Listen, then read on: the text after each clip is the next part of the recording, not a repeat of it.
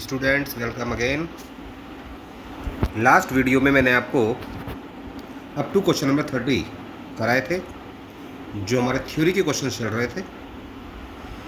और आज के सेशन में मैं आपकी थ्योरी ख़त्म कर दूंगा कम्प्लीटली, और अगले वीडियो से हम लोग पढ़ेंगे न्यूमेरिकल्स।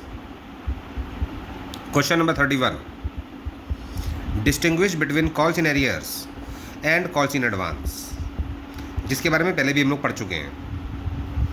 कॉल्स इन एरियर्स यानी वो अमाउंट जो कंपनी ने कॉल किया लेकिन शेयर होल्डर ने पे नहीं किया, और कॉल्स इन एडवांस में उल्टा होता है बेटा। ये वो अमाउंट है जो कंपनी ने कॉल नहीं किया लेकिन फिर भी शेयर होल्डर ने पे कर दिया। जैसे कि अलॉटमेंट पर ही शेयर होल्डर ने फर्स्ट या सेकंड कॉल का पैसा भेज दिया, या हो सकता है दोनों को ही भेज दिया एक साथ। Point number 2, calls in arrears ये वो अमाउंट है जो हमारी कंपनी को अभी मिलना बाकी है, इसलिए इसको असेट माना जाता है। और कॉल्स इन एडवांस ये लायबिलिटी होती है। कोई भी अमाउंट अगर कंपनी को एडवांस में मिलता है, या बिजनेस में हमें कोई भी अमाउंट एडवांस मिलता है, तो उसे हमेशा लायबिलिटी माना जाता है। नंबर 3, इंटरेस्ट हमें देना पड़ेगा कॉल्स इन एडवांस पर, लेकिन एरियर्स पर हमारी कंपनी को इंटरेस्ट मिलेगा। क्योंकि एरियर्स पर हमें इंटरेस्ट मिलेगा तो ये हमारी कंपनी की इनकम है। यहाँ पर इंटरेस्ट क्यों मिलेगा? क्योंकि टाइम पर तो शेयर होल्डर ने पैसा भेजा नहीं। जैसे अलॉटमेंट का पैसा हमने मंगाया, लेकिन वो पैसा हो सकता है कि शेयर होल्डर हमें भेजे फर्स्ट कॉल पर या सेकेंड कॉल पर, एक साथ पैसा भेज रहा है वो अलॉटमेंट का और फर्स्ट कॉल का। तो क्योंकि यहाँ पर पैसा लेट आएगा तो इस अमाउंट पर इंटरेस्ट लिया जाता है जो कंपनी की इनकम होती है, और एडवांस पर इंटरेस्ट देना पड़ता है, वो कंपनी के लिए एक्सपेंस है। कॉल्स इन एरियर्स का हमेशा डेबिट बैलेंस होता है क्योंकि ये असेट है, और कॉल्स इन एडवांस का हमेशा क्रेडिट बैलेंस होता है क्योंकि ये लायबिलिटी है। अगर हमारे आर्टिकल्स में कुछ नहीं बताया गया तो कॉल्स इन एरियर्स पर कंपनी चार्ज करती है इंटरेस्ट 10% पर एनम, और क्योंकि यहाँ पर आर्टिकल्स में तो बताया नहीं गया तो यहाँ पर लागू होगी टेबल एफ। तो according to the table F, interest charge on calls in arrears is 10% per annum, और अगर एडवांस है तो उस पर हमें इंटरेस्ट देना पड़ता है 12%। लेकिन ये 10% और 12% वाली बात कब लागू होगी बेटा, ये आपको ध्यान रखना है। अगर आर्टिकल्स ऑफ एसोसिएशन मेंटेन नहीं किए गए हैं कंपनी के द्वारा, यानी कि वहां पर लागू होगी table F. Next question number 32, what do you mean by a listed company? अगर हमारी कंपनी का नाम स्टॉक एक्सचेंज में शामिल है ताकि हमारी कंपनी के शेयर्स की वहां पर ट्रेडिंग की जा सके, तो हमारी कंपनी को लिस्टेड कंपनी माना जाता है, और हर एक पब्लिक कंपनी को ऐसा करना पड़ता है। किसी भी रिकॉग्नाइज स्टॉक एक्सचेंज से हमें परमिशन लेनी होगी कि हमारी कंपनी के शेयर्स की वहाँ पर ट्रेडिंग हो सके। ट्रेडिंग का मतलब हमारे शेयर्स उस पर्टिकुलर स्टॉक एक्सचेंज में खरीदे और बेचे जा सकें। तो ऐसी कंपनी जिसका नाम स्टॉक एक्सचेंज की ऑफिशियल लिस्ट में शामिल होता है, उसे लिस्टिंग कंपनी कहा जाता है। Number 33, can security premium be utilise for the purpose of purchase of fixed assets? तो ये बात तो बेटा हम लोग पहले भी पढ़ चुके हैं कि सिक्योरिटी प्रीमियम का इस्तेमाल हम लोग अपनी इच्छा से कहीं भी नहीं कर सकते। यहाँ पर लागू होता है सेक्शन 52 सब सेक्शन 2, उसके मुताबिक ही सिक्योरिटी प्रीमियम का इस्तेमाल होगा। फिक्स्ड एसेट्स परचेज करने के लिए हम सिक्योरिटी प्रीमियम का अमाउंट इस्तेमाल नहीं कर सकते। नंबर 34, व्हाट इज प्रो रेटा अलॉटमेंट ऑफ शेयर्स? अगर हमारी कंपनी में ओवर सब्सक्रिप्शन हो गया, यानी कि ज़्यादा शेयर्स के लिए आ गई एप्लीकेशन, और हमारी कंपनी हो सकता है कि शेयर्स को रिजेक्ट नहीं कर रही है, बल्कि जितने भी शेयर्स थे सभी को हमने एक्सेप्ट कर लिया, लेकिन अलॉटमेंट तो उतना ही होगा जितने की हमने शेयर्स इशू किए हैं। जैसे कि यहाँ पर एग्जाम्पल दिया गया है कि अगर हमारी कंपनी ने इशू किए 1 लाख शेयर्स और एप्लीकेशन आ गई 2 लाख शेयर्स के लिए, और हमने प्रोरेटा बेसिस पर अलॉटमेंट किया है, अर्थात हमने किसी को रिजेक्ट नहीं किया। इसका मतलब रेशो हुआ 1:2, यानी कि हर एक उस व्यक्ति को एक शेयर मिलेगा जिसने हमसे 2 शेयर मांगे थे। अर्थात यहाँ पर हमारी कंपनी 50% ही अलॉटमेंट करेगी।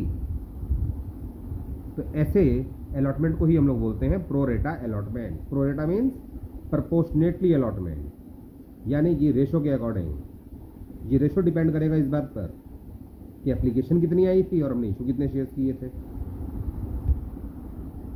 Next,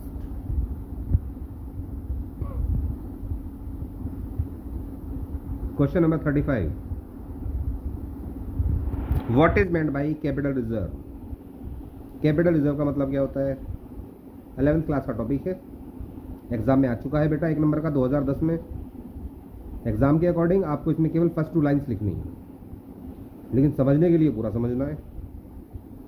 capital reserves are those reserves which are created out of capital profits. और ये बात आपको डिफरेंस में भी पढ़ाई गई थी, जब मैंने डिफरेंस पढ़ाया था, difference between capital reserve and reserve capital.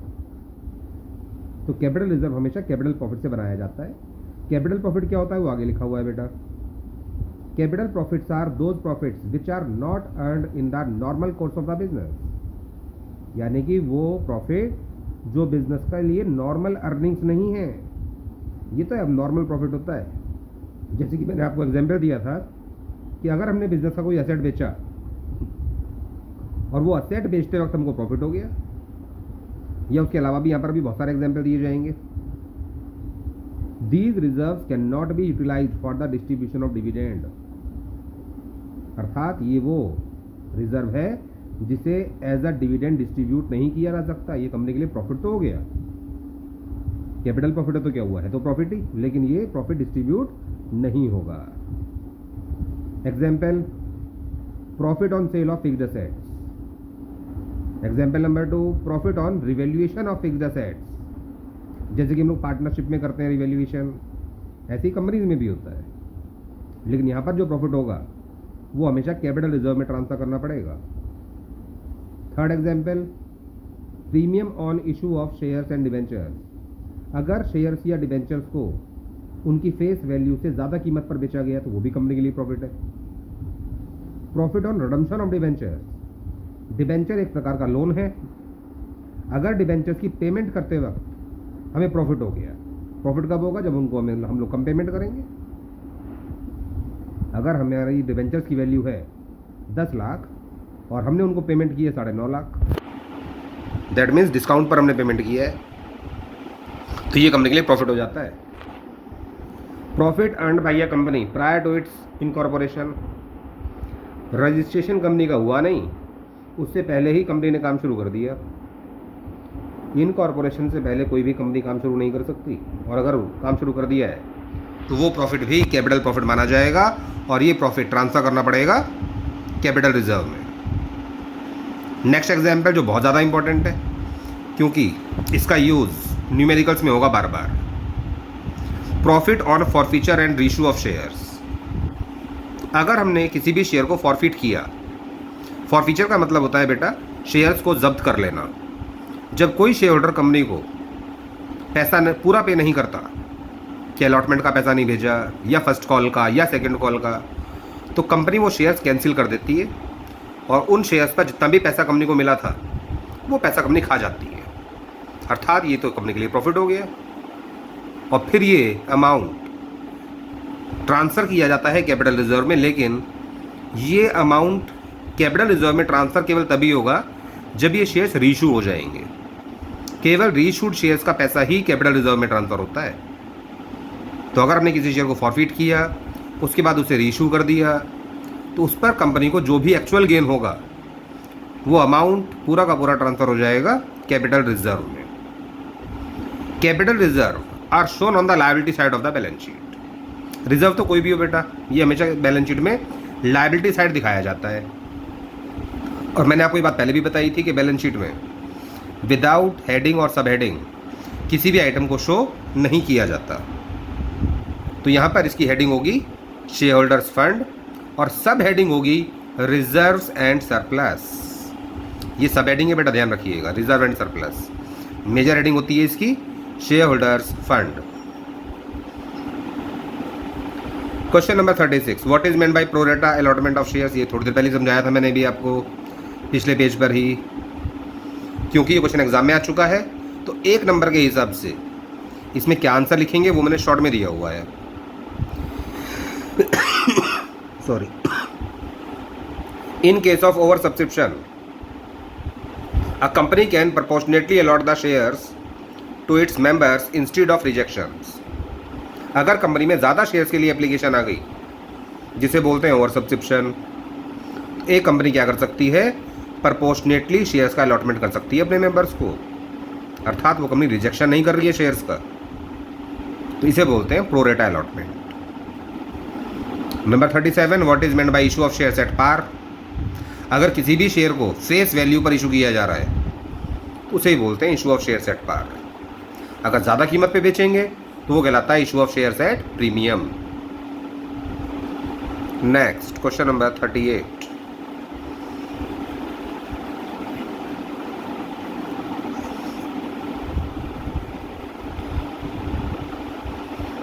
What is meant by calls in advance. इसका मतलब भी हम लोग पढ़ चुके हैं अभी थोड़ी देर पहले डिफरेंस के अंदर। These are the call money which is not made by the company but received in advance.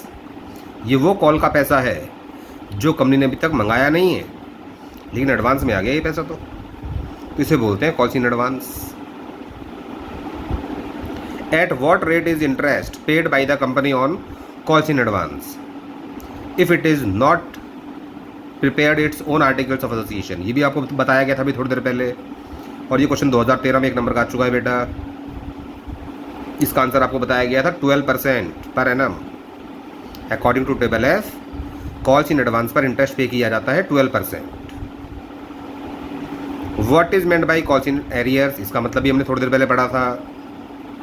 ये दोबारा क्वेश्चन दिखाया जा रहा है एक नंबर के हिसाब से, अगर एग्जाम में आता है तो उसका आंसर आपको कैसे लिखना है। These are the call money which is made by the company but not received. ये वो कॉल का पैसा है जो पैसा कंपनी ने तो मंगाया है लेकिन मिला नहीं है कंपनी को। Give the meaning of forfeiture of shares. Forfeiture of shares का मतलब क्या होता है, ये भी थोड़ी देर पहले मैंने एक्सप्लेन किया था अभी। It means cancellation of shares due to calls in arrears. Calls in arrears की वजह से जब शेयर्स को कैंसिल कर दिया जाता है तो वही कहलाता है फॉरफीचर ऑफ शेयर्स। और इसमें कंपनी क्या करती है, जितना पैसा कंपनी के पास आ चुका है वो पैसा कंपनी लौटाती नहीं है, वो पैसा कंपनी खा जाती है। What is reserve capital, sorry, is reserve capital a part of unsubscribed capital और अनकॉल्ड कैपिटल। ये भी डिफरेंस में फर्स्ट पॉइंट आपको बताया गया था जब हमने डिफरेंस पढ़ा था रिजर्व कैपिटल और कैपिटल रिजर्व के बीच। Reserve capital uncalled up capital का पार्ट होता है, जो पैसा कंपनी ने मंगाया नहीं है और ये डिसाइड कर लिया कि मंगाएगी भी नहीं है अमाउंट। केवल एक ही कंडीशन में मंगाया जा सकता है, जब कंपनी बंद होगी तब, at the time of winding up of the company. Next 43,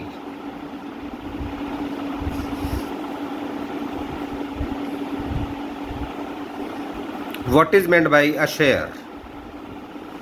और दो डिफरेंस बताने हैं प्रेफरेंस शेयर्स में और इक्विटी शेयर में। ये भी हमारा क्वेश्चन पहले ही हो चुका है, इसको डिटेल में आपको थ्योरी पढ़ाई गई थी। शेयर का मतलब क्या होता है, कैपिटल की एक यूनिट है ये, कंपनी की कैपिटल जो कहलाती है शेयर कैपिटल, उसका एक छोटा सा पार्ट वो शेयर कहलाता है। प्रेफरेंस शेयर्स में और इक्विटी शेयर्स में डिफरेंस, इक्विटी शेयर्स के पास वोटिंग राइट होता है। किस चीज़ का voting right, board of directors के चुनाव का। प्रेफरेंस शेयर्स के पास ऐसा वोटिंग राइट नहीं होता। Equity share holders got dividend after preference share holders. ये दूसरा अंतर है बेटा, कि पहले डिविडेंड मिलेगा हमेशा प्रेफरेंस शेयर होल्डर्स को, इक्विटी शेयर होल्डर्स को हमेशा बाद में मिलता है प्रॉफिट का हिस्सा, जिसे बोलते हैं डिविडेंड, यानी कि लाभांश, लाभ का एक अंश, part of profit, that means dividend. What is meant by private placement of shares. ये भी हम लोग पहले पढ़ चुके हैं 2 बार। यहाँ एक नंबर के हिसाब से आंसर लिखना है, 2019 में ये क्वेश्चन आ चुका है एग्जाम में। It means allotment of shares at a pre determined price to the pre identified people. Next question, what is meant by reserve capital? ये भी थोड़ी देर पहले आपको बताया गया था, अभी पिछले पेज पे ही। Part of uncalled up capital can not be called except in the event of winding up of the company. ये अनकॉल्ड अप कैपिटल का पार्ट है जो कंपनी कॉल नहीं करती है कभी भी, और ये पैसा केवल एक ही कंडीशन में मंगाया जा सकता है जब कंपनी बंद होगी। Next question number 46,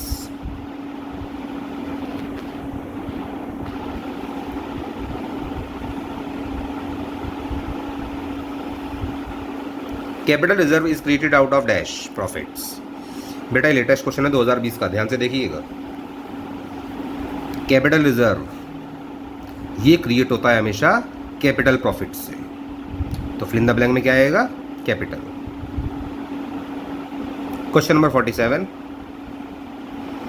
which of the following is not a purpose for which the security premium amount can be used? आगे आपको 4 ऑप्शन दिए जा रहे हैं, इन चारों में से एक पॉइंट ऐसा है जिसके लिए हम लोग सिक्योरिटी प्रीमियम का इस्तेमाल नहीं कर सकते, तो ध्यान से देखिए। और जो टॉपिक मैंने आपको स्टार्टिंग में पढ़ाया था, और ये पहला ही क्वेश्चन था थ्योरी का, जिसमें बताया गया था आपको according to section 52 sub section 2 के मुताबिक सिक्योरिटी प्रीमियम कहाँ कहाँ इस्तेमाल किया जा सकता है, जिसमें मैंने लिखा भी हुआ था 100% गारंटीड है। ये क्वेश्चन बेटा हर साल एग्जाम में आता है, देख लो 2020 में भी आ चुका है। उससे पहले क्या पेपर देखोगे, लगभग आपको हर साल मिलेगा ये क्वेश्चन, तो ध्यान से देखिए और बताइए। Point number A, issuing fully paid bonus shares to share holders, ये तो था, पहला पॉइंट यही था। Issuing partly paid bonus shares to share holders, ये नहीं था बेटा। पॉइंट नंबर सी भी हमने पढ़ाया था आपको कि सिक्योरिटी प्रीमियम के अमाउंट से प्रीलिमिनरी एक्सपेंसेस को राइट ऑफ किया जा सकता है, और ये लास्ट पॉइंट भी पढ़ाया था आपको कि बाय बैक ऑफ शेयर कर सकती है कंपनी, अर्थात अपनी ही कंपनी के शेयर्स मार्केट से खरीदे जा सकते हैं। तो आंसर हुआ point number B, issuing partly paid up bonus shares to share holders. यहाँ कंपनी जो है पैसा नहीं लगा सकते सिक्योरिटी प्रीमियम का, fully paid bonus shares issue कर सकते हैं, पार्टली पेड नहीं। फुल्ली पेड का मतलब क्या होता है कि शेयर होल्डर को शेयर दे दिया जाएगा और ये मान लिया जाएगा कि उससे पूरा पैसा हमें मिल चुका है। यहाँ पर शेयर होल्डर से पैसा लेते नहीं हैं, क्योंकि बोनस के रूप में हम लोग शेयर्स इशू कर रहे हैं। That's all. यहाँ पर हो जाती है आपकी थ्योरी कंप्लीटली फिनिश। इसके बाद हम लोग करेंगे न्यूमेरिकल्स नेक्स्ट वीडियो में, लेकिन तब तक आप ध्यान रखिएगा बेटा, लाइक कीजिए, कमेंट भी कीजिए, सब्सक्राइब भी कीजिए चैनल को। और अगर उसके बाद भी आपको कोई प्रॉब्लम आ रही है तो मेरे मोबाइल नंबर पर आप व्हाट्सएप कर सकते हो, मुझसे फ़ोन पर बात कर सकते हो, लेकिन अगर बात करनी है तो मैंने आपको बताया था 7 बजे के बाद। थैंक यू बेटा, गुड बाय।